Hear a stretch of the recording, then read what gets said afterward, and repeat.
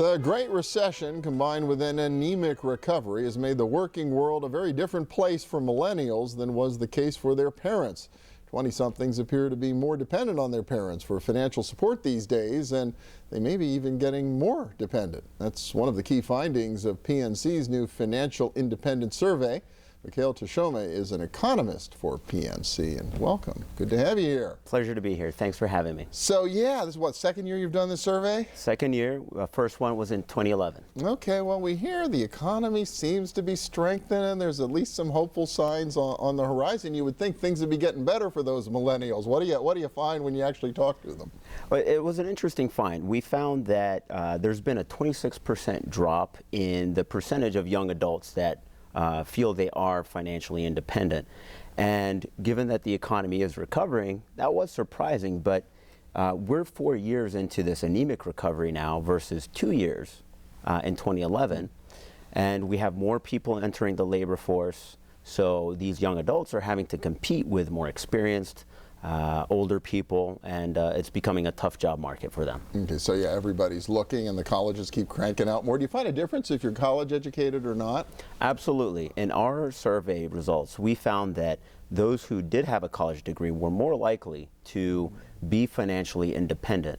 And that's an important point to make here, because there's a big debate now as to the value of education given the cost, how expensive it is, and at least from our survey, we find that it's worth it.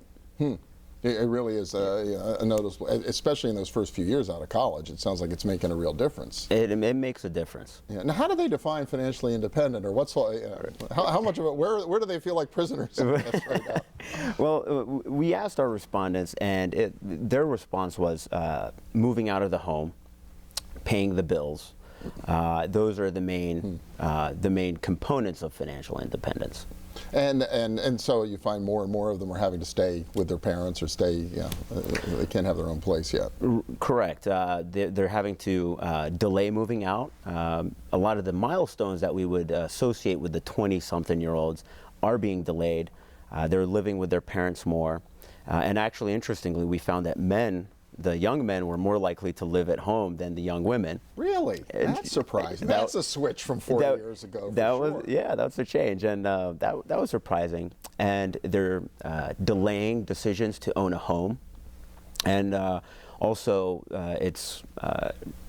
it's held them back in their retirement planning versus the 20-something-year-olds 10 years ago. Sure. Well, yeah, if you're not making a good enough income, you're not putting any away, you're just trying to make ends meet. What's driving it, other than the general economic malaise? Do you have a sense of what's contributing to all of this? Well, it really does boil down to jobs and income. So the younger adults do have a higher unemployment rate versus older adults, so fewer jobs for them.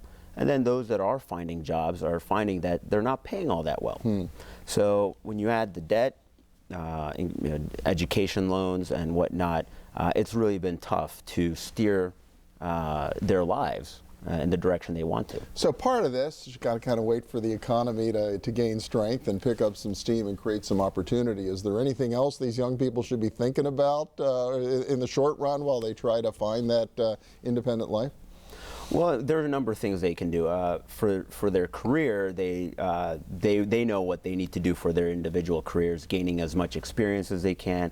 But from a financial standpoint, it's never too early to start thinking about financial security, speaking with an expert who can help them steer in the direction that they want to go. From a broader perspective, it really boils down to creating jobs for these young adults. Well, to skew a little younger, one reason I suspect a lot of young people are in this position is because whatever they were getting their education for may not have matched the demand that exists in the economy. And we hear all these stories about jobs going begging because people don't have skills. So part of this is making sure you're getting an education where you can find an opportunity. Yeah, absolutely. That's a very good point to make. We didn't ask that in our particular survey, but I am seeing that in a number of industries where there are employers that are looking for skilled workers, and the requirements are increasing over time, the education requirements. So it's really important to stay on top of your education and keep adding skills and value to yourself. Yeah, I guess like it or not, we're almost all lifelong learners these days. Oh, we have to be. We have to be. Yeah, well, fascinating stuff. It's a great survey. I'm sure it can be found on the PNC website somewhere. Yep. Mekael Teshome, economist for PNC. Thanks so much. Appreciate it. Likewise, I appreciate it. And next up, an initiative to help veterans who have selflessly given us so much. Stay with us.